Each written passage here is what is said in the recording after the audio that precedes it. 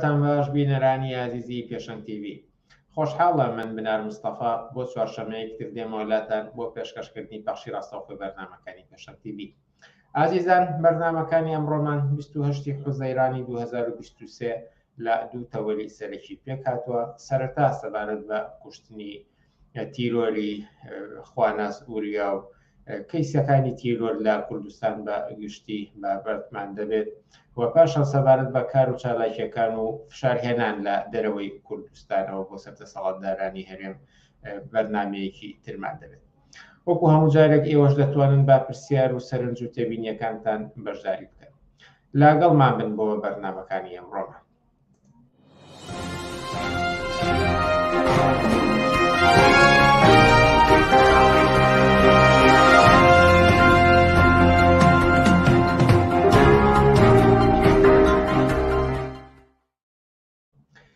مەڵێ بینەرانی عزیز، هەفتەی ڕابردوو هەفتەیەکی تاڵ و تاریک و ناخۆش و دڵتەزێن بوو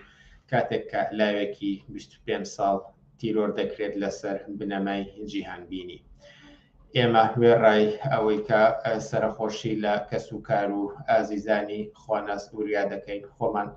لە پاڵ هەموو ئەو مرۆڤانە خۆ دەبینین کە بەم حاڵەتە نیگەران بوون و دەیانەوێت تیرۆر لە کوردستاندا کۆتایی بێت. بەداخەوە خواناس ئوریا یەکەم قوربانی نەبوو، بەڵام ئومێدەوارین دوهەمین قوربانی بێت و تیرۆر لە کوردستاندا کۆتایی بێت. ئازیزان، ئەم بابەتە تاوتۆ دەکەین ئەمڕۆ لەگەڵ موحسین کەریم، سەرنووسەری بڵاوکراوەی ئۆکتۆبەر. موحسین کەریم، ئێوارە باش و سپاس بۆم دەرفەتەی پێدای. ئێوارەی ئێوە بینەرانیش باش، سپاس بۆ ئێوەش. بەڵێ، بەداخەوە جارێکی تر شایەتی کەیسی تیرۆر دەبین و ناخی زۆرینەی کۆمەڵگا هەژێنرا بەوەی کە ئەم جارەشیان لاوێک لەسەر عەقیدەی تیرۆر دەکرێت. ئەمە یەکەمین قوربانی تیرۆر نییە لە کوردستاندا، بەڵکو ڕیشەیەکی هەیە. من لەسەر تیرۆر بە گشتی ئەمێ جارێ بپرسم پێشەوەی کە بچینە سەر وردەکاری ئەم کەیسە و ئەو قسانی کە لەبارەیەوە کراوە و یان نەکراوە، بۆچی لە کوردستاندا تیرۆر هێندە بەربڵاوە ئەگەر لە سەرەتای نەوەتەکانەوە تەماشا بکەین هەتاوەکو ئێستا لە شاپور و قابیل و سەردەشت و ویداد و کاوە گەرمیانی و هەتاوەکو ئەم جارەیان کەسێک خۆی یاسا دەگرێتە دەستی خۆی و ئەوەی کە پێی دروستە جێبەجێ دەکات و ژیان لە خواناس ئوریای لاو دەسەنێتەوە. بۆچی لە کوردستاندا بەم ڕێژە زۆرە تیرۆر بوونی هەیە؟ بەڵێ، بە بڕوای من نەزانین چۆنە مەسەلەی تیرۆر لە کوردستان خۆشتان باستان کردنەوەکانەوە دەست پێکە بە شێوازی جۆراوە جۆر. پێم وایە کە بەشێکی سەرەکیەوەی کە تیرۆر لە کوردستانە زۆرەوەی کە کۆمەڵێک هێزی میلیشیایی چەکدار، ئەحزابی سیاسی چەکدار، ناسیۆنالیستی و ئیسلامی لە کوردستانە هەن کە ئەمانە لە ڕێگەی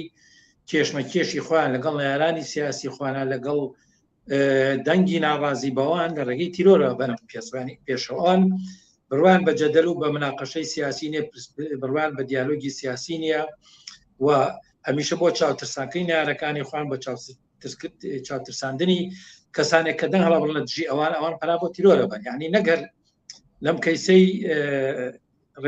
خواناس ئوریا کە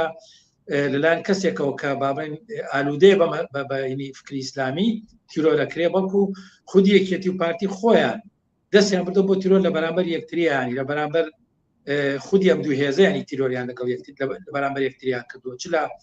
لە کاتێکە لە شار بوون دواتە کە لە ناو شار بوون بە شێوازی جۆراوە دۆریانی. ئەمانە بێجگەلەوە دوایە مەسەلەی ئیسلامیەکان یەتە سەر کە ئیسلامیەکان ئەمانە ڕەوتێکن کە بەڕاستی ئەوان جەدەلی سیاسی نازانن، ئەوان پێیان وایە کەوان نوێنەری خوان لەسەر زەوی و عەقیدەی ئەوان عەقیدەیەکە کە ئەبێت هەموو کەسێ ڕێزی لێ بگرێ، هەموو کەسێ پابەندی پێ بێ، پابەند بێت پێوەی و ئەگەر ڕەخنێکی لێ بگری تر ئەمە بۆ کفر نەکە تەماشاکرێ و ئەوان ئەتوانن و ئەیانەوێت کە با بڵێن هەست و سۆزی خەڵکێکی خۆش باوەڕ با بڵێن بە ئیسلام باوەڕدار بە ئیسلام بجوڵێن و ئەمەوەکو کفر و ئیلحاد هینی بکەن، یعنی پێراسی بکەن بۆی کە بتوانن بە شێوەیەکی زۆر ئاسان فەزایەکی ترس لە بەرامبەر نێرانی خۆیان دروست بکەن. بە بڕوای من ئەوەیە کە یعنی سەر چاوەی تیرۆر لە کوردستانە گەڕێتەوە بۆی کە ئەو هێزای لە کوردستانە چالاکی سیاسیەکەن، ئەحزابی سیاسی ناسیۆنالیستی ئیسلامی ئەمانە هەموویان خۆیان بڕوان بە تیرۆرە لە بەرامبەر یەکتریا لە بەرامبەر نێرانی خوا لە بەرامبەر خەڵکی ئازادی خواز و خەڵکی ناڕازیان. ئەگەر بینە سەر ئەم حاڵەتە لاوێکە تیرۆر ئەکرێت و دواتر بکوژەکە ئەڵێ بەو هۆکارەوە بووەکە قسەی بە پێغەمبەر بووتوە، ئەمە بەکردەوە چی ئەگەیەنێت؟ ئایا بێڕێزی بەرامبەر بەوانەیە کە پێوترە پیرۆزیەکان گەیشتۆتە ئاستێک کە کەسانێک ناچار بەرن دەست بۆ تیرۆر بەرن، یاخود ئەوە تاکە ئازادی بوونی نییە لە کوردستاندا ئەکرێت لەسەر بوونی عەقیدەی جیاواز بە ژیان بەشەرەکان بازەکەی بدەن؟ زانین چۆنە بە بڕای من مەسەلەیەکی جدی کە لەم منتیقەیە لە ناوچەی باڵێن لە ڕۆژهاتی ناوەڕاست وڵاتانی عەرەبی وڵاتانی بەناو ئیسلامی ئەمانە هاتوون پەرژینێکیان دروست کردووە، پەرژینە ناوی ئیسلامە، لە هەر کەسێک کە بێنێت ڕەخنە لە ئیسلام بگرێت وەکو تابۆ وەکو مامنوع وەکو قەدەغە سەیریەکرێت. ئەمەش بە بڕای من ئەساسەن لە بەرامبەر ئازادی خوازی و لە بەرامبەر هەر جۆرە بیرروبۆچنێکی مەدەنی ئازادی خوازی یەکسانی خوازی پێشکەوتنەخوازیە کە یانوێت کۆمەلگار لەو قاڵبە دواکەوتوا بێڵەوە لە چوارچەوەی دینی و ئەفکاری دینیا بێڵنەوە. یعنی دیقەت بە ئەو دەسەڵاتانەی کە لەم منتیقانە حاکمن ئەگەر هەتا دەسەڵاتی ئیسلامی نەبن ئەمانە، بەڵام دەسەڵاتی هەتا قەومی ناسیۆنالیستی بن، بەڵام ئەمانەوەکو دینی ئیسلامیەوە بە دینی ڕسمی و ئاداب و عرفی ئیسلامیان کردو بە ئادابی کۆمەلگا و ئەوان پیان ڕاگەاندوە کە هەر ڕەخنەگرتنێک ئەوەی کەوان پێڵن سوکایەتی تەمان ئەوان ڕەخنەگرتن ئەڵێن سوکایەتی، هەر سوکاتێ بە دینی ئیسلام، هەر سوکاتێ بە نەریتەکانی، بە شریعەتی، بە کەلتوری، هەتا بە کەلتوری گشتی کامانە هەمووی کەلتوری ئیسلامی نەتەوە قەومی و ناسیۆنالیستین، کەلتوری دواکەوتوین، کەلتوری عەشایەرین، ئەمانە هەمووی پێچوانن لەگەڵ ڕەوتی کۆمەلگا، لەگەڵ ڕەوتی مەدەنیەت، لەگەڵ ڕەوتی ئازادی خوازی، لەگەڵ هەر جۆرە تروسکایەک بەرەو پێشەوە. ئەمان ئەم چوارچێوەیاندان ئەم پەرژینیان دروستکەوە هەرچی ڕەخنەیەک کە لە دین لە عادات و تەقاعید بگیرێت ئەمان وەکو قەڵغانێک بەدەستیان بڵێ بۆ سەرکوت بۆ ڕێگەگرتن لەوەی کە دەنگی ئازادی خوازی دەنگی یەکسانی خوازی بەرز نەبێتەوە. بە بڕای من ینی هینەکە ئەوەیە مەسەلەکەوێ کە لەم منتیقانە ئەساسەن ئازادی نییە و دەسەڵاتەکان ئەحزابەکان دەوڵەتەکان لەسەر بنەمای سەرکوتی سیاسی لەسەر بنەمای کۆنەپەرستی سیاسی بنیادراون. ئەوان یعنی ئازادی فەرد، حڕیەتی بابڵین ئازادی بۆچوون، ئازادی ویژدان، ئازادی بەیانکردن، ئازادی قسەکردن، ئازادی ڕۆژنامەگەری، ئەمانە هەمووی لە قاموسی ئەحزابی کوردایەتی، ئەحزابی عروبی، ئەحزابی ئیسلامی و ئەحزاب ئەم حزابانی کە لە ڕۆژهەڵاتی ناوەڕاست دنیای کەڵە جیهانی عەرەبی و ئیسلامیە، ئەمانە هەمویان لە قاموسی ئەوان هینیتیان نییە، مەسەلەی ئەم حقوقانیتیان نییە. ئەوان یەک مەسەلە ئازانن کە هەموو جۆرە ئازادیکی فەردی، هەموو هەر جۆرێک ئازادی دژی ئەوانە، دژی بەرژەوندەکانی ئەوانە و لە بەرژەوندیوانە چونکە حەقت هەیە کە ئەزانین چۆنە ئازادی ڕەخنەگرتن، ئازادی دەربڕین بەشێکی ئازادی ڕەخنەگرتنە، یعنی ئەم دەسەڵاتانەی لە ڕۆژهەڵاتی ناوەڕاستە دەسەڵاتی نایەکسان و نائادل و چەوسێنە و سەرکوتگەرن، هیچ جۆرە حقوقێک نییە بۆ بەشەر لە منتیقانەیە. مەسەن هیچ هەتا مافی ڕێکخراوبوون نییە بۆ خەڵک، مافی ئەتراز و ناڕەزاتی نییە. ئەگەر ناڕەزاتی دەرببریت فیشەکە پێوەنێن، ئەگەر ڕازاتی دەربیت لە سجن تون دەکەن، ئەگەر چالاکی سیاسی بکری زیندانی دەکەن، چالاکی سیاسی بکەی زیندانی دەکەن. یعنی ئەمان ئەساسەن دەسەڵاتەکان و بابن پێکهاتەی ئەحزابە سیاسیەکان دەوڵەتەکان ئەفکاریان لەسەر بنەمای سەلبی ئیرادەی ئینسان، لەسەر بنەمای سەلبی فەردیەکان، لەسەر بنەمای سەلبی ئازادی ڕادەربڕین و ئازادی سیاسی ئینسانەکان وەساوە. بۆیە هەر جۆرە ڕەخنەگرتنێک، هەر جۆرە گلەی و گازندەیەک، هەر جۆرە بابڵین دەرگاکرانەوەیەک بۆ ئازادی پێچوانی بەرژەوندەکانی و ئەساسکێتە تەعاڕوز و تەناقوزەوە لەگەڵ بەرژەوندەکانی ئەوانە. ئەمەیە بە بڕای من مەسەلەی ئەسڵیەوەی کە ئەم دەسەڵاتانە ئەحزابە سیاسیەکان کە لەم منتیقانە چەکەرەکەن بەبەست لە ئەحزابی بۆرژوازیە تەمان بە ئیسلامی بە ناسیۆنالیستە تا بە لیبراڵەکەشیەوە. لیبراڵەکەشی ئەگەر هەبێت لە منتیقانە ئەگەر بینیت ڕەوتێکی کۆنەپەرستن، ڕەوتێکی مەسەلەن خوان بە دینەوە هەڵەواسن، خوان بە ناسیۆنالیزم بە کەلتوری کۆنەپەرستی هەڵەواسن. یعنی ئەمانە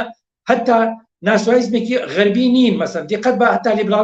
لیبرالیزمێکی لە منتیقی شەرقا هەبێت، لیبرالیزمێک نییە لە بابەتی غەربی، لیبرالیزمێکی کۆنەپەرست شاکەتی دینی و جبەی دینی لە بەرەکات. یعنی بۆیە من پێم وایە کە جەوهەری دەسەڵاتی بۆرژوازی لە منتیقەکەی ئێمانە، جەوهەری دەسەڵاتەکەی بنەمای ئابووریەکەی، بنەمای سیاسی فکرەکەی، ئایدۆلۆجیەکەی لەسەر بنەمای سلبی ئیرادە ئینسان وەساوە لەسەر بنەمای بێحقوقی وەساوە لەسەر بنەمای چەوسانەوەی لە ڕادەبەدەری وەساوە بۆیە هەموو جۆرە دەرگاکردنەوەیەک بۆ هەڵبڕین بۆ ئازادی دەربڕین بۆ قسەکردن بۆ ڕخنەگرتن ئەمە دژی بەرژەوندیان بۆی بە هەموو شوێک سەرکوتێکەکە جا لێرەیە جێگەی ئەحزابی ئیسلامی سیاسەت کەوان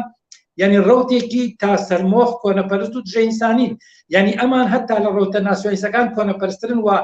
نمونەی دەسەڵاتی ئەوان نمونەیەکی زۆر دواکەوتن و کۆنەپەرست و دژی ئینسانیتر و دژی ئازادیتر لە دەسەڵات ناسیۆنیستەکانش بەس ئێمە نمونەی جمهوری ئیسلامیمان هەیە لە ئێران نمونەی دەسەڵاتەکانی دەسەڵات ئیسلامیەکانمان لە مەنتیقە هەتا نمونەی ئەحزابی سیاسیمان هەیە ئەحزابی سیاسی ئیسلامی کە چۆن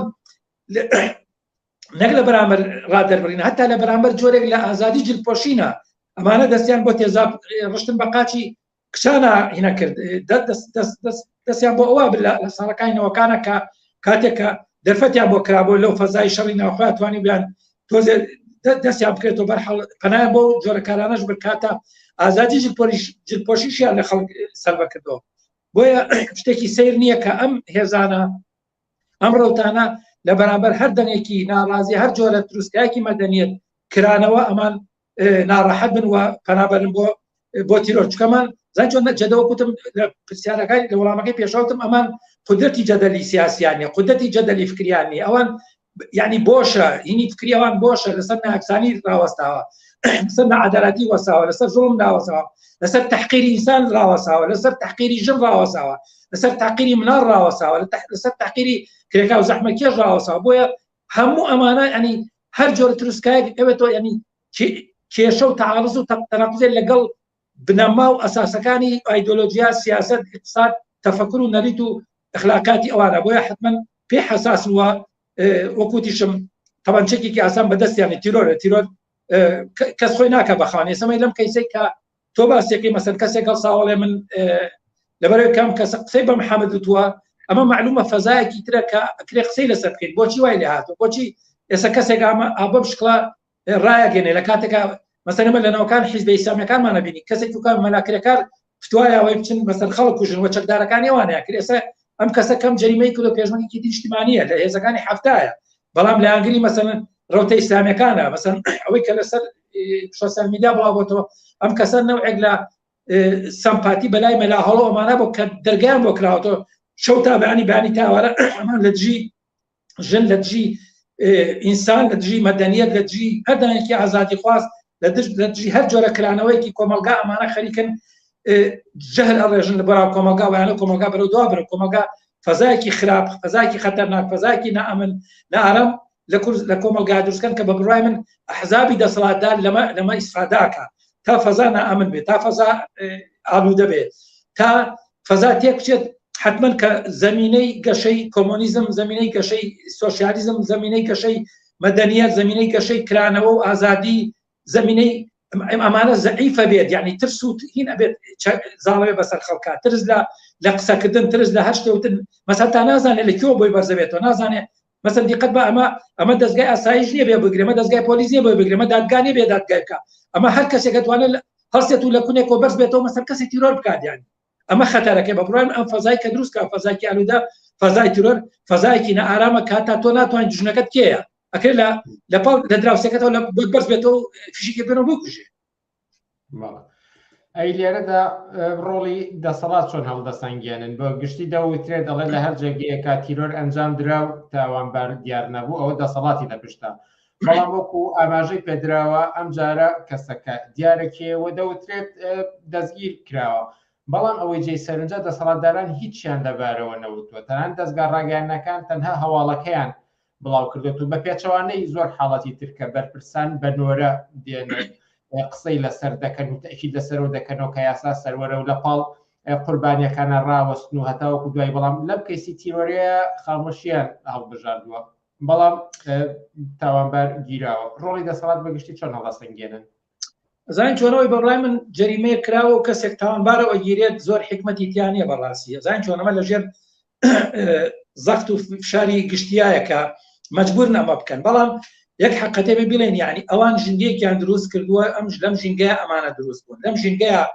ئەم تاوانبارە دروستوە کەم جەریمەی کردووە ئەوان دەسەڵات خۆی دەرگای کردوتەوە بۆ مەلا لەتیف و بۆ عەبدولواحید و بۆ مەلا هەڵۆ بۆ مەلا نازام کێو ئەمانە هەمویان کە فتوایەن ئەمانە بە ئاشکاڵێن ئەبێ ملحید بکوژرێ ئەبێ کەسێک باوەڕی بەخوا نەبێ بکوژێ ئەبێ کەسێک لەخنەی لە ئیسلامە بێ بکوژێ ئەگەر کەسێک قسە بە محەممەد بڵێ بکوژرێ یعنی ئەمانە لە سۆسیال میدیا و بڵاوێکەنەوە مەسەن یعنی ئەمانە هەن بەشەری واقعین بەڵام دەستگای قەزایی کوردستان حیزبە سادەرەکان هیچیان پێناڵن من پێم وایە کەوان خۆیان دانیان بۆ خۆیان ئەم فەزە ئالوودەیە ئەم فەزانامە لە مەسلحەتی دەسەڵاتە بە بڕای من یعنی ئەگینا مەسەن مەلا هەڵۆ کاتێک کە فتوایان مەسەن ئەڵێ ئەوانەی کە بێباوەڕن یعنی بکوژرێن مەسەن هەتا باسی حکمی ئیسلامە کاڵەکە حکمی ئیسلامی کاتانی یعنی ئەگەر تۆ دەسە بڕوا کەسێ بێ باوەڕ نەزەرەکەی تۆ باوەڕی بێسەوەی کوژی کەواتە کەسێ ئێستا دەستی ڕوا تیرۆرەکە ینی تۆ گەر قانونەکەت بەدەستەوە نیە بەڵام ئەم کەسە چەکی بەدەستەوە چێ تیرۆرەکات ئەو قانونە جێبەجێیەکە بە ئەمری واکە بەڕای من یعنی هەتا من گوێم لەم ڕۆژانە گوێم لە هینێک بوو کە یەکێک لەو مەلایانەمەی کە چۆ بۆ خارج ناوەکەی بیر نەماوە یەکێ لەم مەلا عادل ئەگەر هەڵەنە مەلا عادلە کە پێم وایە لەگەڵ ئەم کوڕە لەگەڵ خواناسا قساکە هەر بە ئاشکاڵای وەکو چۆن تۆن ئازادیت کە قسە بە محەممەد عەلی ئەڵێ منیش ئازادم کە بڵێم ئەبێت تۆ بکوژرێت یعنی سەیری ئەمە بکە ئازادە بانگەشەی تیرۆر بکە کەسێک ئازادە ڕەخنە ئەگرێ بەڵام ئەو لە بەرامبەری ئازادە کە بانگەشە بۆ جەریمە بۆ تیرۆر بکە ئەمە بە ئاشکرا این کراوە لە بەردەستی دەسەڵات و یەکێتی و پارتیان ئەمانە خۆیان یەکێتی و پارتی ئەچن باوەشیان پیاکەن بە عەبدولەتیف و سەلەفی بەمانەیە ئەمانە بە بڕای ژینگەیەکیان دروست کردووە لە کوردستانە کە سەدان گەنجی ئیسلامی بێدەماخی بێمێشکە مێشکیان شۆراوەتەوە بە ئیسلام شۆراوەتەوە کە غەیری دینەکەی خوان هەموو شتێکی تری قەبیحە هەموو شتێکی تری تر پیسە هەموو شتێکی تر وەکو خوانەڵەن گڵاوە و ئەبێ بکوژرێ ئەمانە ئەم دەسەڵاتە مەجاریەوە بەمانە من لەم ڕۆژانە گوێم لە کەسێک بکە ئەڵێن خەڵکی سێساخە نازانم لەکوێ دانیشێت مەسەن بە ئاشکرا ئەڵێ خۆتان کۆکەن و مسلمانەکان حیوان زۆرە بێ لەمە دواسەریان مەبەستی لە خەڵکی بە حساب ئەوانی کە بڕوان بە ئیسلام نییە ئەمە ئەگەر دیقەت بی لە ماوەی چەند ساڵی ڕابردووە پێشبڕکێیەک دروست بووە لە بینی یەکێتی و پارتیا کە سەرکردەکانی یەکێتی و پارتی کەسی یەکەمیان لەگەڵ دەروێشەکان لەگەڵ شێخی دەروێشەکان لەگەڵ لەتیفی سەلەفی لەگەڵ فڵان لەگەڵ فیسار لەگەڵ ئەمانە لەگەڵ مەلا مەزهەر کۆ بنەوە ئیمتیازیانەوێنێ مجاملەیانەکەن ئەمانە بەڕای بەشێکن دەسەڵاتی یەکێتی و پارتی بەشێکە لەم تاوانەی کێسە لە کوردستان ئەچێتە پێشەوە و نەگەرەوان بێدەنگیان ڕەبژێت بەڕامین زەمینیان بۆ خۆش کردووە زەویەکان بۆ کێڵاوە لەم زەوی کەوان کێڵانە حتما ئەم جۆرە بەشەرانەش بەرهەمیەت من ئەڵێم کە خەڵکی کوردستان ئەگەر ئەوێت تیرۆر بەرامبەر بە تیرۆر بۆسێتەوە کەیسەکە کەیسی فەردێک نییە کەسێکی کوشتووە بەڕای من یەک زەمینی کۆمەڵایەتی سیاسی بۆ دروستکراوە دەسەڵات فرسەتیاوە بە بانخوازەکان ئەبێ ئەمانە هەمووی ئەو بانخوازانەی کە فتوایانەوە بەڕای من بێ ئەگەر دادگا هەبێ ئەگەر ئینبێت ئەبێ بانکرێنەمانەوە لەسەر ئەمەی کە فتوایانەوە بێ لە سجن کرێن بێ لە زیندان توور کرێنەمانە چکەوە خەڵک هانن بۆ کوشتن ئەمە فەرقی نییە لەگەڵەوەی کەسێک جەریمەکاکە کە ئەو مەلایانەی کە لەسەر ئەمە وەڵامیان داوەتەوە دەڵێن ئێمە باسمان نەوە کردو لەوەی کە ئێستا ئەم کارانە بکرێت بەڵکو باز لە سەردەمێک دەکەین کە حکمی ئیسلامی لە ئارادا و ئەبێ حاکمیش بڕیار بدا واتە باز لەوە دەکەن کە ئەو دەسەڵاتی کە لە ئێستا لە کوردستاندا هەیە حکمی ئیسلامی نییە بەڵکو عەلمانیە و ئەو وتارانەی کە ئەوترێت ئەو کارانی کە ئەبێت جێبەجێ بکرێت بۆ سەردەمێک ئەگەڕێتەوە کە تەواو حکمی ئیسلامیە و بەپێی حاکمی ئیسلامیش ئەنجام ئەدرێت سەرشتان لەسەرم ڕوونکردنەوەی زان چۆن بە بڕێم ئەمە نوعێک خۆت دەرباسکردنە لەوەی کە ئەمان بەشدانە جەریمەکە ئەوان فتوایە هەتا ئەمە جۆرێکە لە فتوادان ئەمەی کە ئەگەر حاکم ئیسلام بێت و حاکم قەراربات یعنی باشە لە دینەکەتا هەیە ئەڵێ ملحید کافر ئەوەی کە بڕوای بەخوانیوە بکوژرێ هەیە لە دینەکە هەیە ئەو کاتە تەنها حاکمەکەوەی کە بە سیفەتێکی قانونی هاتیانی سیفەتێکی قانونی بە شەرعەکە بەڵام ئێستا مەلاکان ئێستا فتوادەرەکان ئێستا بانخوازەکان خوان فتواکە ئەیان جاو کاتە حتمما وەکو کوتم کەسێکی ئیسلامی کە تا مێشکی ئاخراوە بە تیرۆر و بە تڕەهاتی ئیسلامی دواکەوت و ئیسلامی ئەچە جەریمەکەکە ئەمە بە بڕوای من نوعێک لە هینێکە چۆن تەبریە خۆ تەبریەکردنە لە بەرامبەر مەسئولیەتێکی قانونیە کە ڕوبەڕووی ئەوان بۆتەوە ئەمە هیچ پاکانەیەک ناخوات ئەوان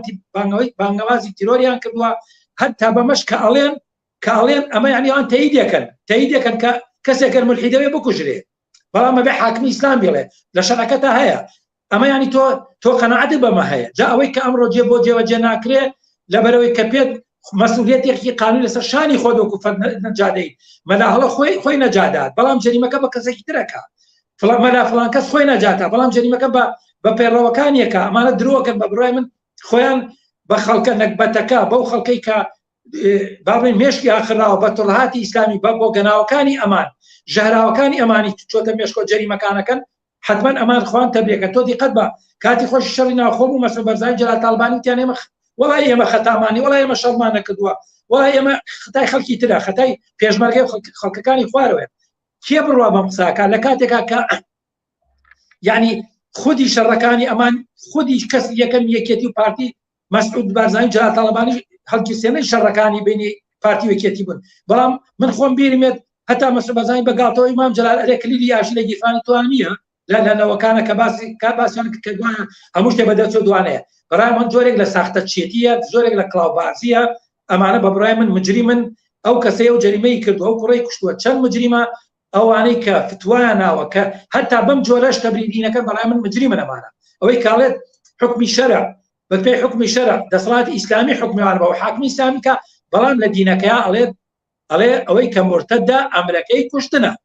یعنی ئەگەر کەسێک مسلمان بێ و دین بێت ئەمرەکەی کوشتنە جاکێ جێبەجێکات ئەمەڵەیەگرێ بە حساب بۆ حاکمی ئیسلام بەڵام ێسم برادرە بۆی جێبەجێکە فتواکەی بۆ پێم وایە کەمانە هەمووی کڵاوبازیە خۆڵکردنە چاوە ئەبێت ئەمانە لەلایەن خەڵکی ئازادی خوازەوە بەر لەوەی کە ئەم کوڕەم هێرشی ناوەوەی کە و جەریمەی کردووە بەر لەوەی ئەو تاوانبار بێت و بکرێتە سجنەوە لە سجنە سزای خۆگرێ بەڵام ئەبێ فتوادەرەکان ئەمانە زیندانی بکرێن چونکە ئەمانە هاندەری دەیان گەنجی ترن کە ئەم جەریمەیەکەن ئەمانە زان چۆنە قومبەلەیەکن بۆمبێکن کە تەوقیتکراون لە هەر کاتێکە زەفیرتان بۆ ئامادە بێت هەلومەتیان بۆ ئامادە بێت ئەمانە توان کارەسا بنێنەوە تالیبان و چوزانم شەباب ئیسلام و ئەمانە هەمویان هەتا جمهوری ئیسلامی و داعش و ئەمانە هەمویان بەشێک بوون لەو هینەی لەو بۆ گەناوە ئیسلام کە لە هەلومەتێکی داریکراوە پەروەردە کراون هاندراون تەسلیح کراون و دوایی کارەساتیان ناوەتەوە ئەمانە بە بڕوای من ئەگەر جڵەو نەکرێن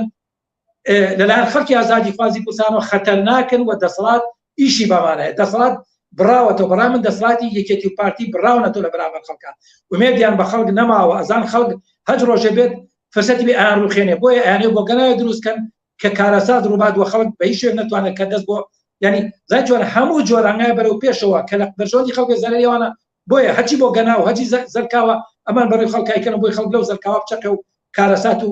مەرگەسات ڕوبەری خەڵک بێتەوە هەر دروست لەسەر ئەم قسەی ئاخیرتان پێم خۆشە سەرنجی بینەرێک بێن بەسەر شاشەکەەوە گەر قسەیەکی ترتان لەسەری هەبێت هەڵبەت خۆشتان بە شێوەیەک ئاماژەتان پێدا بەوەی کە ئەمە کە دەسەڵات لە پشتی ئەم وتار خوێنانەوە هەیە بۆ ئەوەی کە لە بەرژەوەندی دەسەڵاتێکی خۆیان بەکاری بێنێت و دەسەڵاتی خۆیان تومتر بکاتەوە پرسیارەکە تێنەگەیشتم ئەگەر بیڵیتەوە زەحمەت نەبێت سەرنجە کە باس لەوە دەکا کە دەسەڵات وتار خوێنەکان بەکاردەهێنێت بۆ ئەوەی کە لە بەرژەوەندی ئەوان کار بکەن و دەسەڵاتیان تونتر بکرێتەوە واتە ئەوانەی کە فتوە دەدەن و بانخوازن و ئەوانەی کە پیاوترێ وتار خوێنەکان دەسەڵات بەکاریان دەهێنێت بۆ توتکردنەوەی دەسەڵاتی خۆیان ئەمن وتم ئەمانەی لە بەرژەوەندی ئەوانەی شەکەن هەتا ئەگەر بەو شکڵی دەسەڵات بەکاریان بهێنێن نەبێ کە یعنی دوور نییە ئەوە بەڵام ئەمان ینی بەرژەوەندیان لەگەڵ دەسەڵاتە یەکە دەسەڵاتیش لەوان بەرژەوەندی لەگەڵ ئەوانە هەیە زمینەی بۆ خاص بۆ خۆشکردن فرسەتی یاونەتێ مجاملەیانەکە باشیان پیاکە هەتا ئەگەر دیقەت بن ینی مەلالەتیفی سەلەمی ئەڵێ سەلەفی ئەڵێ مەسعود بارزانی و قوبات تاڵەبانی ئەمانە وەلی ئەمرن باشە ئەبێ خەڵک ئینیان بکات چۆن تاعیان بکات یعنی ئەمانە بەتایبەتی سەلەفی ئەمانە لە بەرژەوەندی دەسەڵاتی ژەکەن و من لەم ڕۆژانە گوێم لە هینێکی مەلابەختیار بوو کە ئێمە هەڵامان کردو پارتیەکێتی ئێمە سەرەفیەکانمان دروست کرد معلومە تەبەت کە ئەمان زەمینیان بۆ خۆشکردن قازانجیان لەوانە لە بەرژەوەندی ئەوانە من دڵنیام لەوەی کە هەتا ئەگەر ئەمانە بە زمانی ڕەخنەگریشەوە لە دەسەڵات دەرکەون ئەمانە خزمەت بە دەسەڵات دەکەن یعنی دژی مەدەنیەتن دژی زای چۆنە هاوڕێ بنات دژی ئەمانە ئیسلامی سیاسی ڕوتێکی کە تا سەر ئێسقان کۆنەپەرست و دژی مەدەنیەت دژی ئینسانی دژی پێشکەوتخوای دژی سۆسیالی دژی کۆمۆنیزم دژی کرێکار دژی هەر وەجهەیەکی ئەوەیە کە بەرەو پێشەوە بڕوی ئەمە ئەتوان بڵێم جەبهەی دواوەی ناسیۆنالیزمی کوردە جەبهەی خەلفیەتی ئەگەر ناسیۆنالیزم کوردی بشکێ ئیسفادە لەمانەکە بۆیە زۆر تەبیعیە کە لە هەلومەرجێکا کە خەڵک دژی ناسیۆنالیزمان تۆ مەیدان بە هەزار زمانە لە بڕوخێ زۆر تەبیعیە کە ئیسفادە لەمانە ئەکات و ئەوانش بەرژەوەندیان لەگەڵ مەسەڵەن کاتی خۆی لە میسر ئیخوان المسلمین لەگەڵ حوسنی لەگەڵ هینا ئەنوەر سادات پەیوەندیان هەبوو بەرژەوەندیان لەگەڵ یەکا هەبوو مەسەڵەن لە زۆر وڵاتەکانە مەسەڵەن ئیسلامیەکان لەگەڵ دەسەڵات هاوبەش بوون هەتا ینی بەیەک هاوکاری یەکتریان کردووە بۆیە ینی هیچ دوور نییە کە بانخوازەکان هەتا ئەگەر بەرجۆرێک بە زمانی ڕەخنەگرانە لە دەسەڵات دەست دەکەون بەڵام ئەوان لە تەحلیلی ئەخیران لە ئاخرێکدانەوە لە بەرژەوەندی دەسەڵاتی ژەکەن چونکە دژی ئەو ڕەوتەن دژی ئەو حرەکەتەن دژی ئەو خەڵکەن دژی ئەو تەوەجوهن کە ڕەخنەی لە دەسەڵاتەیە و ئێوە ژیانی بەرەو باشتر بگۆڕێوێ ئەم دەسەڵاتە بگۆڕە بە دەسەڵاتێک کە ژیانی ئینسانەکان یەکسان بێ خەڵک لەباری ئابوووریەوە یەکسان بێ لەباری مافەکانی و ئازادی هەبێ ئازادی سیاسی هەبێ ئازادی قسەکردن و دەنگ هەڵبڕینی هەبێ ئازادی جلپۆشینی هەبێ بە جۆرێکیان ئینسانەکان خاوەن ئیرادەی خۆیان بن ئیسلام دژی ئیرادەی ئینسانە ئیسلام وڵێت ئەبێ تۆ تەبعێت لە خوا بکەی ئەو هەموو شتێکی بۆ قەراراوی دەسەڵاتی ژەوێت ئیرادە لە خەڵک سەنێتەوە ئەبێت تەبعێت لە دەسەڵاتکە بەڵام ئەمانە چۆن هینی یەک شێروخەتی یەک پارن دەسەڵات و ئیسلامیەکان بەتابەتی ئەم ڕەوتانە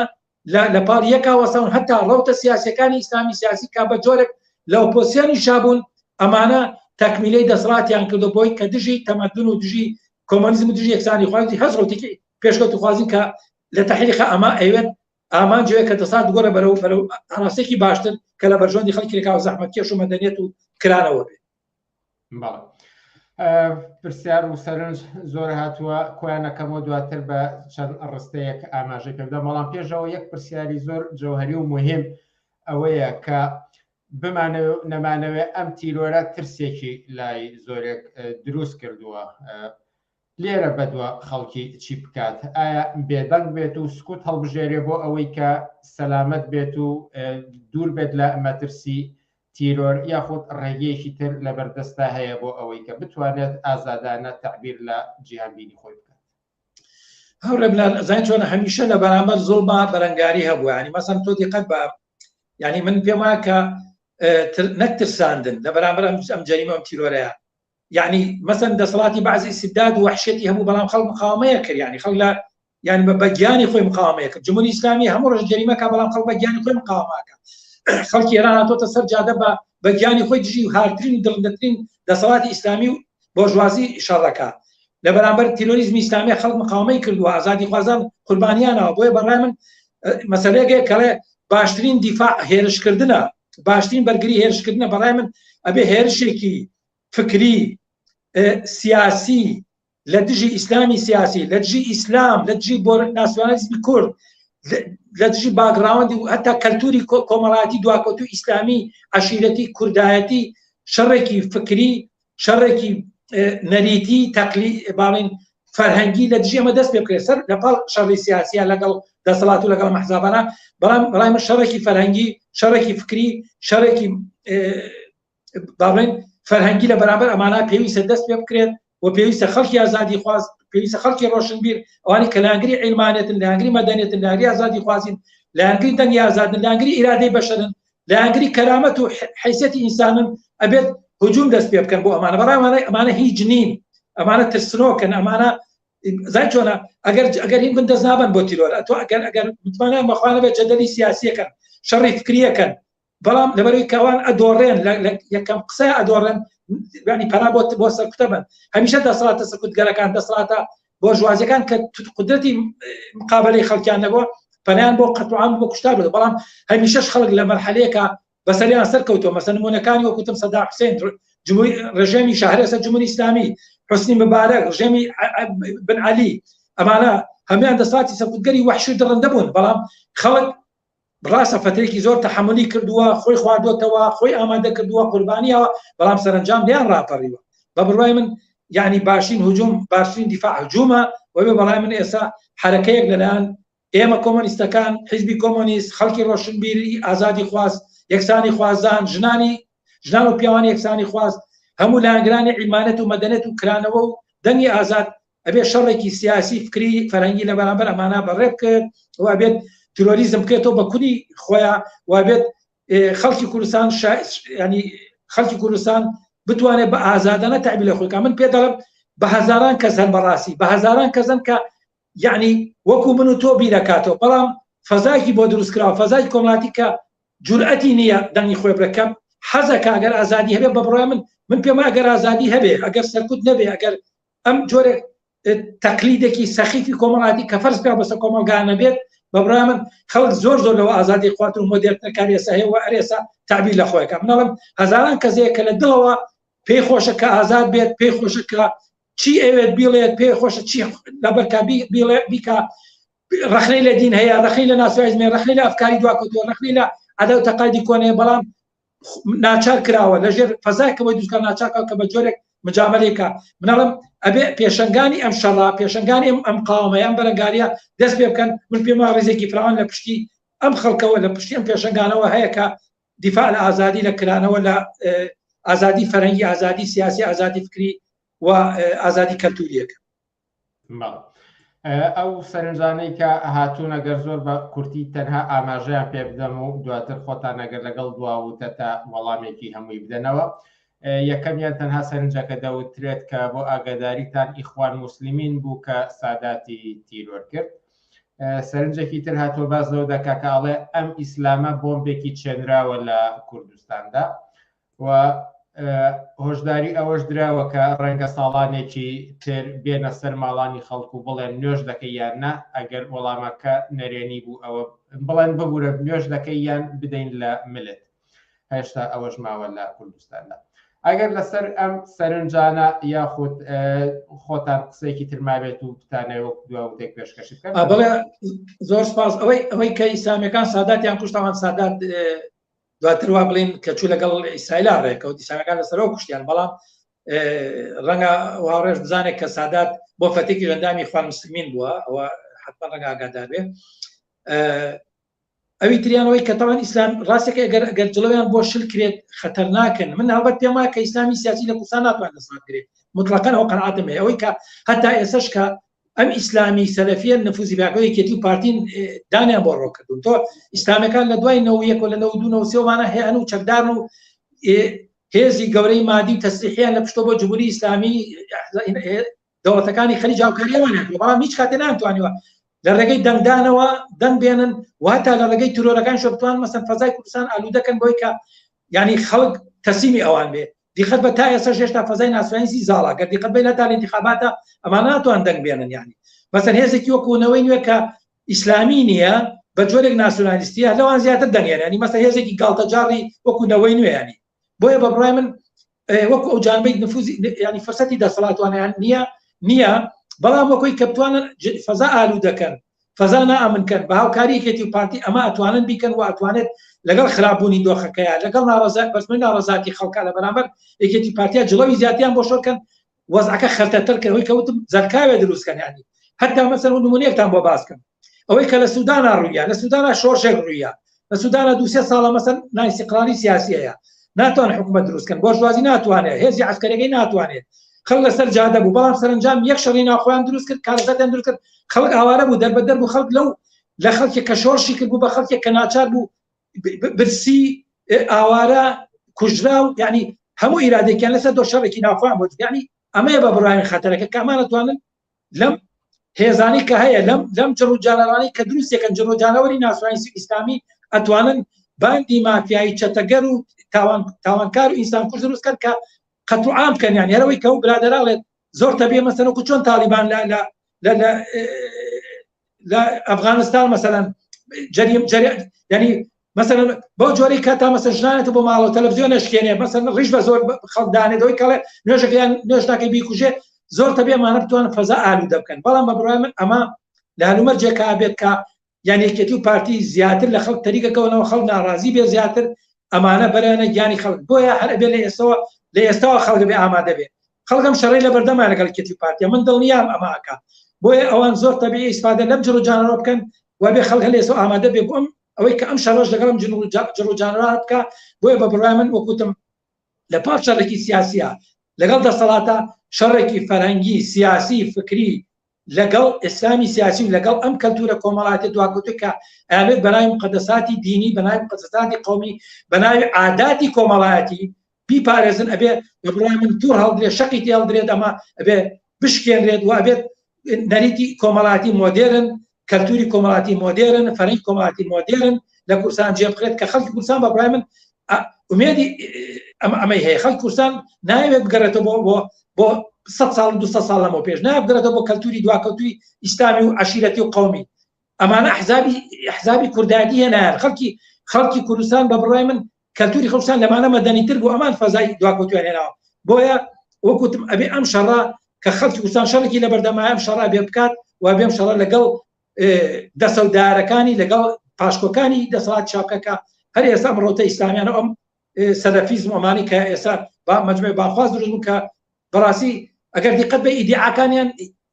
هیچ شتێک نییە خێری هیانەکردن بە کەرامەتی ژن و بە کەرامەتی ئینسان نەبێت دیقەت بە هەمووینەکان لەسەر ژنە و ژنە بێ چۆن سێکس بکە چۆن مەسەلەن 4 ژنە و 5 ژنە ئەمانە بێت چۆن زەواجی متعە و زەواجی مسیار و زەواجی ئەزان چۆنە سوکایەتیەکەن بە بەشەر لە کۆمەلگای کوردستانە سوکایەتیەکەن بە ئینسان ئەمانە یعنی بەڕاستی ئەمانە تەحقیری کۆمەلگای کوردستانەکەن کۆمەلگای کوردستان زۆر لە ئینسان فرد لە کۆمەلگای کوردستانە لەمە شەریفترە لەمە محتەرەمترە کە ئەمانە ئەوێت تصویری بکەن ینی تصویری شتێکن کە هەز ناکەن ئەمە ئینسانە لە کوردستانە ژەمانەی کە تصویرەکەن کۆمەڵی حیوان کە بەس دروستکان بۆ سێکسکردن ینی ئەم دیقەتی بینەکانیان بکە بانگوازەکان بکەن لەمە زیاتر نیە و لەگەڵ هجوومکردن بۆ سەر مەدەنیەت و بۆ سەر عیلمانیەت یەک کەلیمە بەدەستڵات ناڵ ئەگەر بیژن بەڕاستی بەگوتم لە پێشەوە بۆ ئەوەیە کە نەوعێک چاواشەکاری کە نوعێک پەردەپۆشی ئەم ژاراوە بکەن کە خوان لە بەرژەوەندی سڵاتی هینەکان ئێڕژن من پێم وایە کە خەڵکی کوردستان ئەبێت لە ئێسەوە هوشیار بێ خەتەر ئەم خەتەری لە بەردەمایەوە خەتەرەکە بەڵام تەسای ئیسلامیەکانی دەسەڵاتە دەرگای بۆ کردنەوە دەسەڵاتە دەرگای بۆ ئەم جڕ و جانە کردێتەوە ئەبێت ئەم شەڕە لەگەڵ هەردووکیانە دەست پێ بکرێت وەکوتم شەڕێکی سیاسی فکری ئایدۆلۆجی فەرهەنگی و کەلتوریە. زۆر سپاس محسین کەریم سەرنووسەری بڵاوکراوی ئۆکتۆبەر بۆ بەشداری ئێوە سپاس بۆ بەشداری چالاکەی بینەران بەداخۆ نەماتوانین تەواوی ئەو سەرنجانی هاتووین تاوتێ بکەین بەهۆی کاتی دیاریکراوی بەرنامەکەمەوە بەڵام حتمما لە دەرفەتی تردا تاوتوێیان دەکەین وچانێک دەدەین سپاس بە بینەران و ئەوانەی گوێگری بەرنامەکەمان هەروژی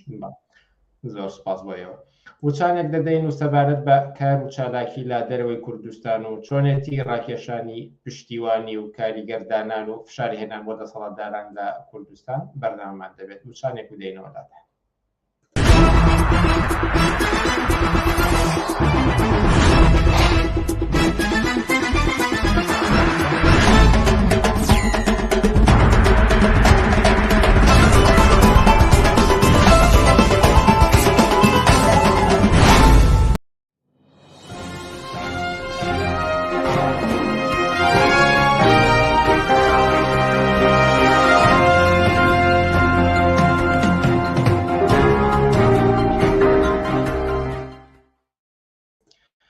مەڵە بینەرانی عەزیز بەردەوامی لەسەر پێشکەشکردنی بەرنامەکانمان و بابەتێکی گرنگ تاوتوێ دەکەین ئەویش ئەوەیە کە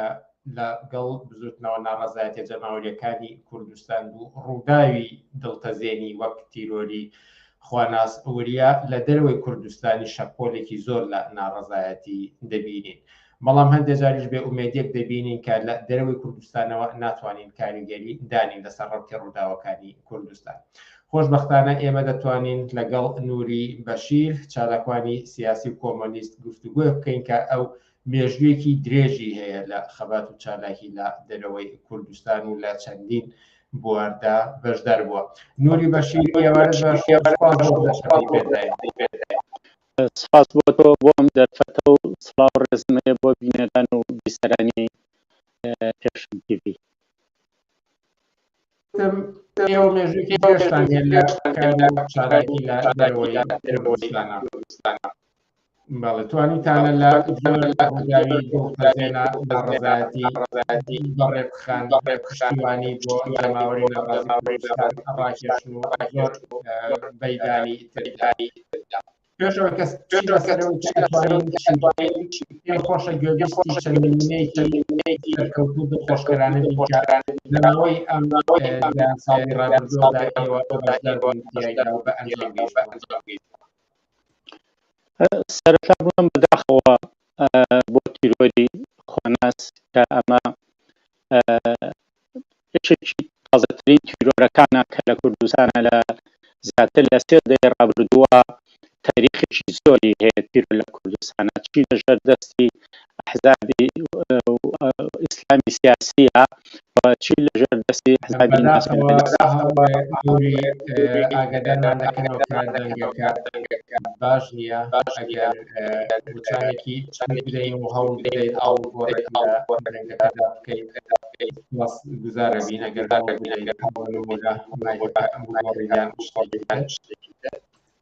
بەڵێ بینەرانی عزیز سوپاس بۆ ئەوەی کە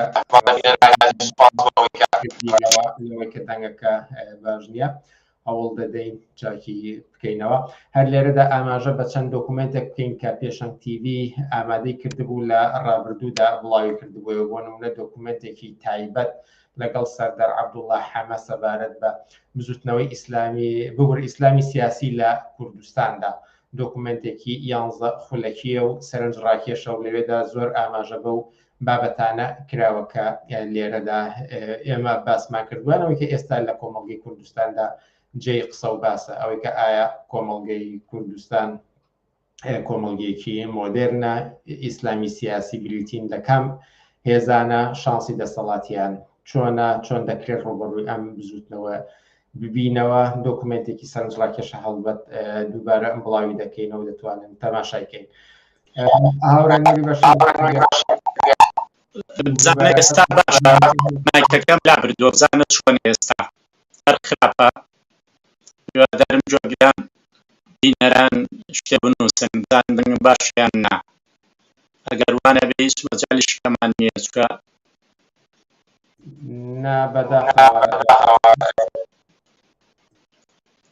باش نییە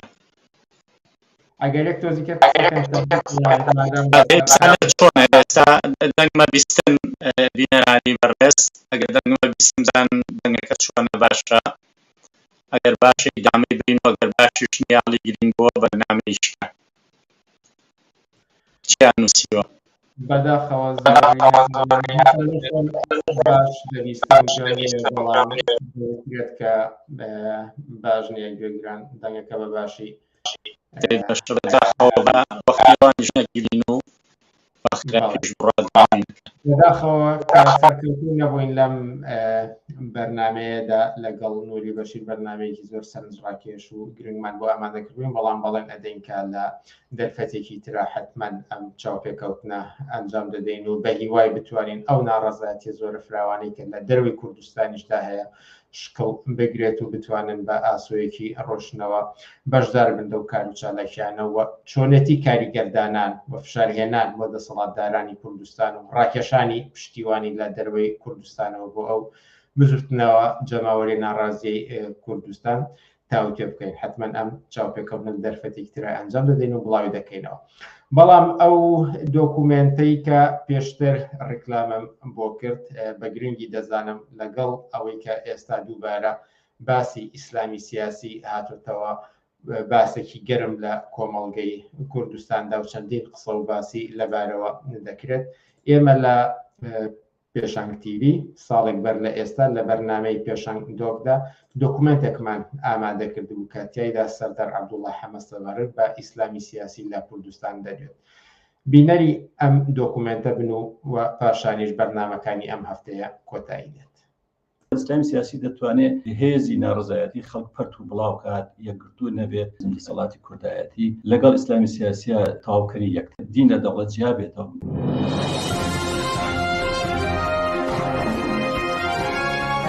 پێشەنگ دۆک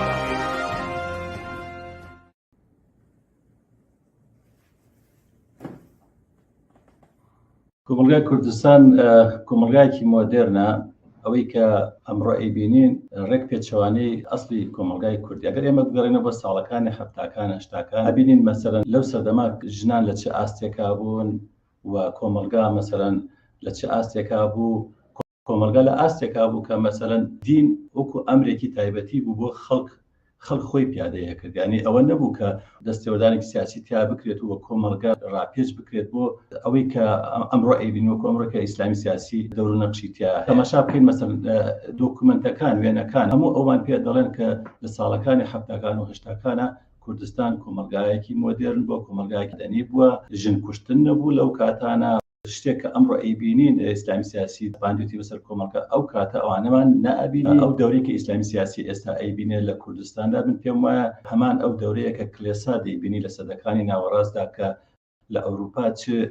نەهامەتێکی بۆ کۆمەلگای ئەوروپی دروست کرد بوو، وەکو لە مێژووە دیار ڕۆژانێکی ڕەشی بۆ ئەو کاتانە دروست کرد. بۆیە هەمان دەورێک کە ئیسلامی سیاسی ئێستا ئەیبینێت ئەوەیە کە کۆمەلگای کوردستان لە کۆمەلگایەکی مەدەنیەوە بگۆڕێ بۆ کۆمەلگایەکی نامەدەنی دواکەوتوو زاڵبکردنی جەهالەت و نەزانی و استیراد کراوە بەرژەوەندیەکی تەبەقاتی تیا هەیە. ئەمڕۆ کە ئیسلامی سیاسی دەوێت بەم کارانەی بەر بە بزوتنەوەیەکی ناڕزایەتی چینەکانی خوارەوە بگرێت تاوەکو لەم ڕێگایەوە بتوانێت کە هەم دەسەڵات بپارێزێت هەم ئەو فەرهەنگەی کە کۆنەپەرستانەیە زاڵی کا بەسەر کۆمەڵگا. ئیسلامی سیاسی مێژوەکەی گەڕێتەوە بۆ ئیخوان مسلمین کە لە میسر حەسەن بناوانە پیادەیانە کرد. لەو کاتەوە تر ئیسلامی سیاسی بە جیهاندا بڵاو بوو. ئەو سەردەمە کە شەڕی سارد هەبوو لەبێ قوتبی غەربی و قوتبی شەرقی بڵێن اتحادی سۆڤیەتی و ئەمریکا پێویستی بەوە هەبوو کە لەو ناوچانەی کە نفوسی اتحاد سۆڤیەتی تیا هەیە ئەم بزوتنەوەی پەرە پێ بدات، بزوتنەوەی ئیخوان مسلمین و بزوتنەوەی ئیسلامی سیاسی بەگشتی پەرە پێ بدات و پشتگیری بکات. تەنانەت مەسەڵەن هەوڵیدا لە دروستکردنی هێزی سیاسی توندڕەوی وەکو قاعیدە و داعش و ئەمانە هەر بۆ ئەوەی کە بتوانێت دوو هەدەفی هەبووە غەرب لەم وەستانەوە لە بەرامبەر قوتبی سۆڤیەتیا و هەروەها پاراستنی بەرژەوەندەکانی خۆی و هەژمۆنی خۆی بەسەر کۆمەلگای ڕۆژهەڵاتی ناوەڕاستە بەم ڕێگایە ئەتوانێت ینی سەوگەری بکات وە کردوشیەتی و تا حدێک لە کوردستانیش بەشێکی ئەگەڕێتەوە بۆ ئەو مێژووە کە مەڵەن ئیخوان مسلمینی لێ دروست بوو لەو کاتانەوە کە تا ئێستا ئەنجا بەدوای هاتنی ئەوە جمهوری ئیسلامی ئێران دۆر و نەخشێکی زۆری هەبووە لە سەرهەڵدانی ئیسلامی سیاسی لە کوردستان و لە هەموو ناوچەکەدا. یعنی ئیسلامی سیاسی هەم لە ڕێگای جمهوری ئیسلامی ئێرانەوە هەم لە ڕێگای وڵاتانی وەکو سعودیە و قەتەر و ئەوانەوە توانیانە نفوس کەنە ناوێر و هەم لە ڕێگای تورکیاوەڵێن لە ڕێگای ئۆردۆغان و دەسەڵاتە ئیسلامیەکەی کە ئەوانە هەموو توانیانە مەسەڵەن کاریگەری بکەنە سەر دروستبوونی هێزی ئیخوان مسلمین یاخود ئیسلامی سیاسی لە کوردستان. بۆ ئەمە پارەیەکی زۆریان بۆ هەڵەڕێژن بۆ ئەوەی کە ئەم کار بکەن. یعنی ئەمە بەرژەوەندێکی گەورەی وڵاتانی دەوروپشتی ناوچەکەی تێدایە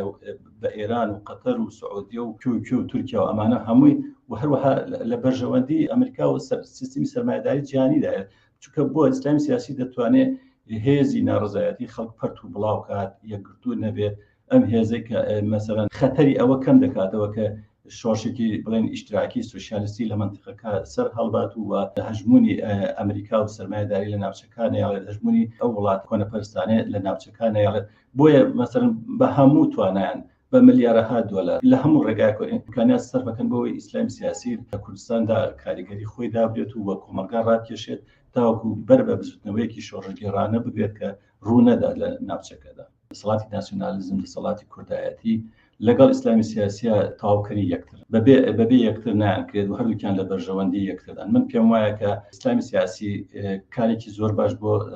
دەسەڵات دەکات و دەسەڵاتیش کارێکی باش بۆ ئیسلامی سیاسی دەکات لە بەرامبەریان مەسەڵەن مزگەوتێکی زۆر دەکاتەوە و میدیایەکی زۆر کەناڵە تەلەڤیزیۆنی زۆر هەموو خاتە بەردەستیان بۆ ئەوەی ڕۆژانە مەسەڵەن ئەو تەبلیغاتە بکەن کە ئەم وەزع قابلی ئەوەیە کە قبول بکرێت کە خوا رازی لەسەر و خوا ڕزقی خەڵکەیە و نازان بەم جۆرە هینان وە هێرشێکی زۆر بکەنە سەر ژنان چونکە ژنان ئەگەر بێنە پێشەوە لە کۆمەلگا دیارە کۆمەلگا ئاڵگۆڕی شۆڕژگەڕانە ڕوئات اینجا ئایانەوێت بە هەموو شێوێک بتوان ئیهانە و سوکایەتی بە ژنان ڕابگەن و لە مینبەرەکان ڕۆژانە وەکو ژەهرێک بدەنە کۆمەلگا و کۆمەلگا ڕازیکەن بەو دەسەڵاتی کە ئێستا مەوجودە. ئەگەر بۆڵێکی ژەکەن ئەگەر جاروبار باسی گەندەڵیەکی ژەکەن دانێ سواری ئەو شەپۆلی ناڕزایەتیە بن کە خەڵک هەیەی بۆ لە پێناو پایەگا و دینێکی دەسەڵاتی خوێن ئەگەر بێت و مەسەر خۆیان دەسەڵات بەدەستەوە بگرن ناتوانن عەدالەت و یەکسانی خوازی بڵێن زاڵکەن بەسەر کۆمەلگا ناتوان عەدالەت بێنن بۆ کۆمەلگا ناتوان یەکسان بۆ چونکە باوەڕیان بەبوونی سیستمی سەرمایه‌داری هەیە. ینی سیستمێکی ئابووری ژێرخانێکی ئابووری تر نییە کە ئەوان کاری لەسەر کۆنچکە لە ژێرخانی ئابووری کۆمەلگای سەرمایه‌داری کە پشتبەستووە بە کاری کرێگرتە و خاوەندایەتی تایبەتی بۆیە عەدالەت و یەکسانی لە ڕێگەی دەسەڵاتی ئیسلامی سیاسیەوە بەدی نایەت. ئەمە تەوەهومێکە کە ئیسلامی سیاسی بە کۆمەلگای کوردستانی ڕاگەند و دەسەڵاتیش لە بەرامبەر ئەمە هیچ عینێک پیشان نایەن نەک ئەوەی کە مەسەڵەن تند بێ لە بەرامبەر ئەم تەبلیغاتانی کە ئیسلامی سیاسی ئەیکات، بەڵکو پشتیوانیشی ئەکات بە مادی بە معنەوی و دەیەوێت کە ئەوان بوونیان هەبێت بوونی ئەوان باشترە لە هێزێکی شۆڕژگێڕ و ڕادیکاڵ. بۆیە بە هەموو شێوەیەک ئەو دوو هێزە ئیسلامی سیاسی و هێزەکانی کوردایەتی دەسەڵاتی ئێستای هەرێم تەواوکەر یەکن و پشتیوانی یەکتر دەکەن. خەڵکی کوردستان دەزانێت کە ئیتر لە سایه ئیسلامی سیاسی ناتوانێت عەدالەت و یەکسانی خوازی بەدی بێنێت، بۆ لەبەرەوەی هێشتا ئەو باوەڕی بەوە هەیە کە سیستمی دەوڵەمەند و فەقیر هەبێت، یان ژێرخانە ئابووریەکەی کە ئەو باوەڕی پێیەتی هەر سیستمی سەرمایه‌داریە. بۆ نمونە مەسەڵەن ئێستا ئەوان کاتێک کە باز لەوەکە کە کۆمەلگای کوردستان کۆمەلگایەکی ئیسلامیە، بەڵام وا تەماشا بکەین مەسەڵەن بگەڕێنەوە بۆ ساڵەکانی 70 و 80 ئایا مەسەڵەن مەسەلەی حیجاب بە نمونە بگرین، حیجابی ژنان ئایا کۆمەلگای کوردستان لەو سەردەمانەدا ئەوەندەی ئێستا حیجابیە کرد؟ نەیەکرد. بۆیە کۆمەلگای کوردستان پێم وانە ئیسلامی سیاسی پێ قبول بێت و ئیسلامی سیاسی بتوانێت کە کۆمەلگای کوردستان ڕزگار بکات لە نەهامەتیەکانی لە کوێرەوەریەکانی لە هەژاری لە برسێتی لە نەداری تا کاتێک ئەمان دەتوانن هەژمونی خۆیان هەیە بەسەر کۆمەلگای کوردستانە کە هێزە شۆڕژگێڕ و ڕادیکاڵ و سوسیالیست و کۆمونیستەکان بێهێز بن کە هێزێکیان بە بەراهاتەوە وەتوانیان کە کۆمەلگای کوردستان بخەنە ژێر هەژمونی ئەوەی کە ئیتر شۆڕژگەڕانەوە و خەڵکی کوردستان بێتە مەیدانەوە بۆ داسەپاندنی بڵێن دنیایەکی باشتر و سیستمێکی باشتر ژیانێکی باشتر. کۆمەلگای کوردستان ناتوانێت قبولی ئەو یاسا و ڕێسانەی ئیسلامی سیاسی بکات بەسەر یازاڵ بێت کە هەمووی پڕە لە نەعەدالەتی پڕە لە نایەکسانی. تەجروبەیە کە لەبەردەست خەڵکی کوردستانە بۆ ئەفغانستان و بۆ ئێران، یعنی تەجروبەیەکی ڕۆشنە. پێم وانە کە کۆمەلگای کوردستان تقبولی ئەوە بکات کە هێزگەلێکی وەکو تاالبان یاخود جمهوریەتی ئیسلامی ئێران حکمی بکاتیان دەسەڵات بەدەستەوە بگرێت. ئێستا ئیسلامی سیاسی وها ناسراوە کە ئەو هێزان کە بڵێن لە پەرلەمان و لە دەسەڵاتن نەخێر ئیسلامی سیاسی ئەوە نییە. ئیسلامی سیاسی ئەوانەش دەگرێتەوە کە کەسانی وەکو شێخ نەهرۆ کەدانی وەکو بڵێن عەبدولەتیف سەلەفی ئەمانە کە مەسەڵەن بە خۆیان دەڵێن کە مەسەڵەن کار لە سیاسەتدا ناکەن، بەڵام کارەکانیان هەمووی سیاسیە لە بەرژەوەندی دەسەڵاتە کار دەکەن. ئێمە دەبێت ئیسلامی سیاسی تەنها بە یەکگرتو و کۆمەڵ و بستنەوەی ئیسلامی نەناسینەوە، بێ ئەوانش لەبەرچاوین ئەوانش کاری سیاسی دەکەن. ڕۆژانە ئەیبینین ئەوانە کە چ بانگێشێکەکەن بۆ دەسەڵات و خەڵک چۆن مەشغوڵەکەن بە کۆمەڵێک مەسائلی تایبەتی بڵێن ژیانی شخصی خۆیانەوە و تەبیین بە ژنانەکەن، سوکایەتی بە ژنانەکەن، مەلاکانیان هێنە سەر منبەرەکان سوکایەتی بە ژنان و بە کۆمەلگا ئەکەن بە کولی خەباتکردن لە بەرامبەر هەموو ئەمانە کارێکی هەموو ئینسانێکی چەپ و کۆمۆنیست و پێشکەوتن خواز و هەموو هێزی کەسانێکی ئەلمانی و خەباتکردن لە بەرامبەر ئیسلامی سیاسیات دەبێت بەو شێوەیە بێت کە ئێمە مەسەڵەن ئەو کارێکە ئیسلامی سیاسی کردوێتی خەڵک بێ هەڵی وەشێنێتەوە. چۆن ئیسلامی سیاسی کاری ئەوە دەکات کە هێزی جەماوەر پەرتو بڵاو بکات. ئێمە ئەبێ هێز شۆڕژگێڕەکان ئەبێ جەماوەر یەکگرتو بکات، یعنی لە هەوڵی یەکگرتوکردنی جەماوەری ناڕازی جەماوەری خەڵکی برسی و هەژار و کرێکار و زەحمەت کێشدا بێت، ئەم هێزە ڕێکخراو یەکگرتو بکات. ئەوان دەیانەوێت پەرت و بڵاویکەن، ئێمە دەبێت یەکگرتووی بکەین. ئەمە یەکێکە لەو خەبات لەسەر بکەین. یەکیتر ئەوەیە کە مەسەڵەن دەور و نەقشی ئیسلامی سیاسی ئەبێ ئێمە کەم بکەینەوە. مەسەڵەن محاولە بکەین کە دین لە دەوڵەت جیا بێتەوە. یەکێک لەو کارانێک کە ئەبێ شۆڕژگێڕەکان ئەمڕۆ لەسەر بکەن ئەوەیە کە دین و دەوڵەت ئەبێ جیاب دین ئەبێ ببێتە ئەمریکی تایبەتی خەڵک و خەڵک ئیجبار نەکرێت کە مەسەڵەن فڵانە دین قبول بکات و فڵانە دین ڕەبس بکاتەوە و یانچی، یعنی ئازادیەک بۆ ئینسانەکان بەرقرار بکرێت. یعنی یەکێک لە خاڵە سەرەکیەکان ئەوەیە کە بۆ ئازادی دەربڕینی بیرروڕا عەقیدە و بەیان مەسەڵەن خەبات بکرێت بۆ ئەوەی کە ئەمە بسەپێنرێت بەسەر کۆمەڵگا، کە ئەمە بسەپێن بەسەر کۆمەڵ لە قازانجی ئیسلامی سیاسی و ئیسلامی سیاسی پاشەکشەی پێکرێت. وەکو ئەوەی کە مەسەڵەن وتو دین لە دەوڵەت جیابێت، دین لە پەروەردە و خوێندن جیابێت. کارێکە ئەمڕۆ شۆڕژگێڕەکان بیکەن لەم سەردەما بۆ لە بەرامبەر ئیسلامی سیاسی لابردنی تەگەرە و کۆسپ لە بەردەم خۆیاندا بۆ بەدێنانی دنیاکی باشتر ئەوەیە کە دین لە دەوڵەت جیابێتەوە و دین ببێتە ئەمریکی تایبەتی خەڵک دین لە پەروەردە و خوێندن جیابێتەوە لایەنگری مەسەڵەن کۆمەلگایەکی سیکۆلار و علمانی بکرێت و کار بۆ ئەو بکرێت کە هەموو کەسێک ئازاد و ئازادی بە قەید و شەرتی بیرروڕا و عەقیدە و بەیان ڕابگەێنرێت و ببێتە یاسا و لەو دەستورا کە حاکمە ئیتر زاڵ بکرێت بەسەر کۆمەلگادا. ئەمە مەسەلێکێکە لە ڕوکنە ئەساسیەکانی خەبات لە دژی ئیسلامی سیاسی. ئێمە مەسەڵەن خەبات ناکەین لەبەرەوەی کە دین لە زیهن و بیری خەڵکە بسڕینەوە، نه، ئێمە ئەبێ خەباتکەین خەڵک ئازاد بێت لە دەربڕینی بیرباوەڕی خۆی هەر دینێکی هەبێ یان نەیبێت یانە. ئەمە یەکێکە لەو کارانی کە ئێمە ئەیکەین لە مەسەڵەن ئەبێ بیکەین لە بەرامبەر ئیسلامی سیاسی. ئیسلامی سیاسی دەیەوێت دین دەوڵەت ژیان نەبێت، یاسا و دەستور و شریعەت بزاڵ بێ بەسەر دەوڵەتە کە ئەمە مەسەڵەن کشرکردنی مافی ئەوانی ترە کە غێرە دینن یان لە دینێکی ترن تا کۆمەلگا لەم ئاستەنانی لە بەردەما لا نەبرێت لە نەهامەتەکان لە کوێرەوەرەکانیشی ڕزگاری نابێت و ئیسلامی سیاسی بەم شێوەیە دەتوانێت پاشەکشەی پێ بکرێت.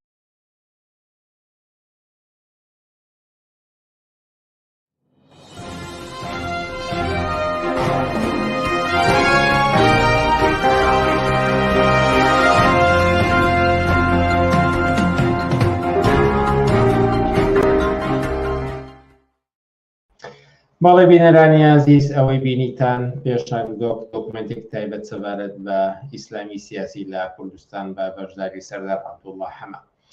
ئازیزان، هەرجارەدا دێینە کۆتایی بەرنامەکانی ئەم هەفتەیەمان. سوپاس بۆ بەشداری چالاکانی ئێوە، سوپاس بۆ سەرنج و تێبینی و دەستخۆشەکانتان، سوپاس بۆ ئاگادارکردنەوەتان لەوەی کات دەنگەکە باش نەبوو. هیوادارین بەردەوام ئەوها کۆمەکمان بکەن و دا سەرنج و تێبینی و پێشنیارەکانتان بێبەشمان نەکەن. لێرەدا دێینە کۆتایی بەرنامەکانی ئەم هەفتەیەمان تا هەفتەی ئایندە. کاتێکی خۆش بۆ هەموو دایک و هەر شاد و سەرکەوتوو بێت.